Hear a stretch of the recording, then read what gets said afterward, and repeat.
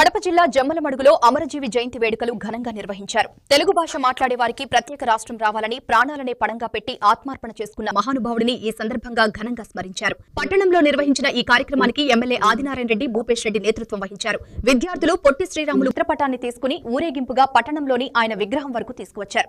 తర్వాత ఎమ్మెల్యే ఆదినారాయణ రెడ్డి, భూపేష్ రెడ్డి, ఆర్యవైశ్య సంఘ ప్రతినిధులు కలిసి అమరజీవి విగ్రహానికి పూలమాలలు వేసి నివాళులర్పించారు. ఈ సందర్భంగా ఎమ్మెల్యే మాట్లాడుతూ, చనిపోతానని తెలిసినా తెలుగు రాష్ట్రం కోసం తన ప్రాణాలను అర్పించడం పొట్టి శ్రీరాములు చేసిన గొప్ప త్యాగమని పేర్కొన్నారు. కూటమి ప్రభుత్వం అమరజీవి జయంతి వేడుకలను రాష్ట్ర వ్యాప్తంగా ఘనంగా నిర్వహిస్తోందని తెలిపారు. మహాసభను దృష్టిలో పెట్టుకొని వాళ్ళ యొక్క ఆధ్వర్యంలో 2 ఎకరాలకు పైగా అమరావతిలో 6.8 ప్లస్ 100 కోట్లకు పైగా ఖర్చు. అంటే ఒకవైపు వాజ్పేయి గారి విగ్రహం, ఒకవైపు పొట్టి శ్రీరాములు గారు. ఆయన పొట్టి శ్రీరాములు కాదు, గట్టి శ్రీరాములు. చనిపోతానని తెలిసినా కూడా చనిపోయినా పర్వాలే కానీ మన రాష్ట్రానికి పట్టు ఏర్పడాలా, మద్రాసులు మనల్ని కించపరుస్తున్నారు అనే ఉద్దేశంతో ఆయన చేసిన గొప్ప కార్యక్రమం 125 సంవత్సరాల జయంతిని దృష్టిలో పెట్టుకొని ఈ కార్యక్రమం.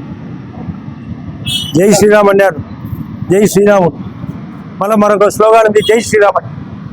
జై అంటే ఆ రోజు శ్రీరామచంద్రుడు ఏ విధంగా ఫైట్ చేశాడు, ఆయన రావణుని దెబ్బకొట్టేదానికి, ఈయన కూడా రాష్ట్రం కోసం అటువంటి ఫైట్ చేసినాడు. కాబట్టి గౌరవ సీఎం గారు, పవన్ కళ్యాణ్ గారు, రాష్ట్ర ప్రభుత్వము, లోకేష్తో సహా అందరూ బీజేపీ పార్టీ అని అందరం కలిసి, ఒక వైఎస్ఆర్ వాళ్ళు తప్ప బీజేపీ అధ్యక్షులతో సహా ఈరోజు జరగబోతుంది.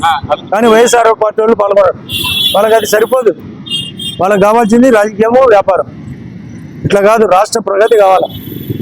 ఆయన పేరుతోనే నెల్లూరు జిల్లాకు పేరు కూడా ఐడియా ఉందా? శ్రీరాముడు నెల్లూరు జిల్లా ఆయన సొంత జిల్లా కాబట్టి